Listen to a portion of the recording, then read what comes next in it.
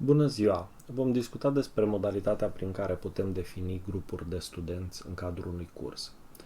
O astfel de împărțire în grupuri poate fi extrem de utilă în cazul în care avem un curs comun, de exemplu, sau în cazul în care dorim să lucrăm pe grupe de studenți.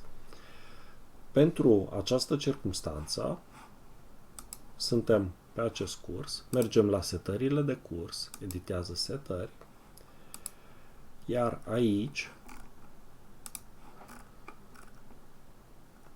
vom derula până la secțiunea de grupuri. Spunem că modul de grupuri este obligatoriu, respectiv putem seta grupurile de studenți să fie vizibile între ele sau să fie separate.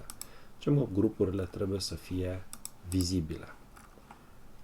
Salvăm modificările realizate, după care mergem la participanți, setări, grupuri și creăm grupurile care ne interesează.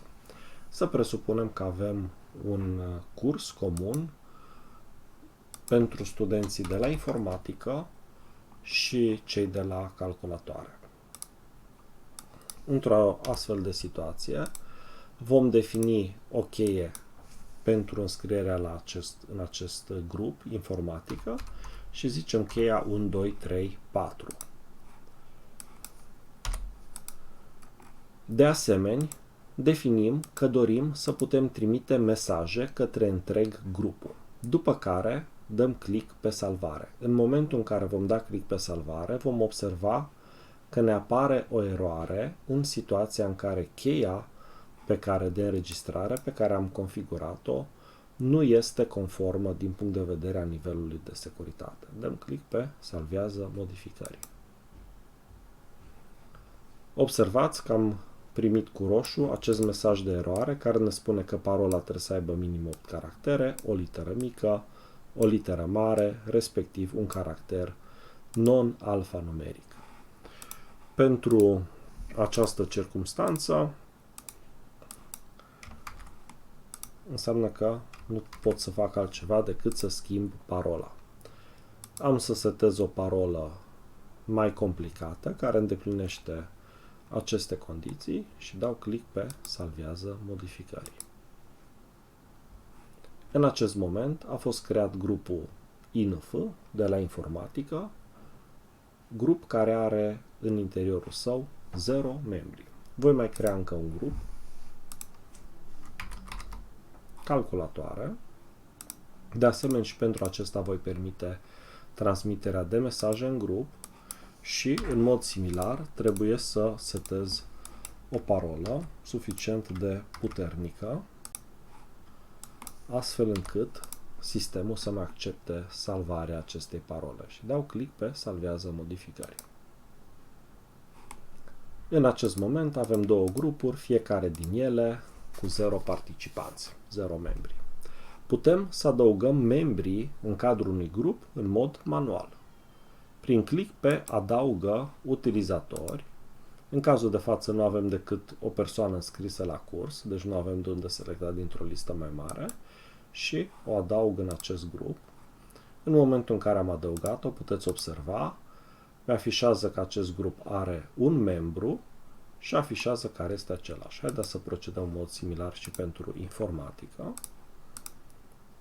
Am adăugat cadrul didactic și în acest grup. Revenind, prima dată am realizat setările la nivel de curs, după care am creat grupurile, iar în cadrul grupurilor, pentru această circumstanță, am adăugat câte un membru.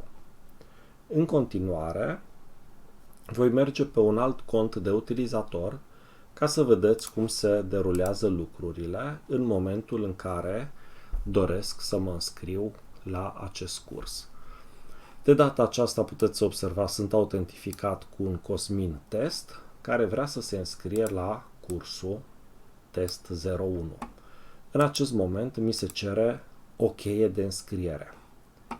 Pentru a vedea exact care este cheia de înscriere, am să revin un picuț ca utilizator Cosmin Sabo, dau click pe grupul calculatoare, Editează setările de grup și am să vizualizez parola.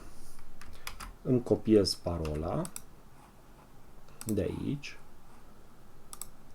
și mă duc în pagina de înscriere pentru utilizatorul Cosmin Test.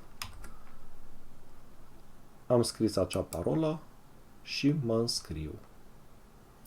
În acest moment îmi afișează că m-am înscris la curs, iar în lista de participanți îmi spune că sunt Cosmin Test în grupul calculatoare.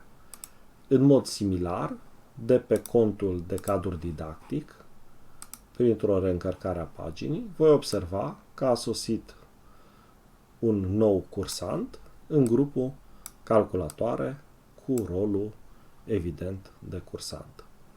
Aceștia sunt pașii pe care trebuie să-i realizăm astfel încât să putem configura cursul pe grupuri de studenți. În continuare, după ce am realizat aceste setări, activitățile pe care le avem în cadrul cursului le putem defini pentru fiecare grup în parte sau pentru toți, în funcție de necesități.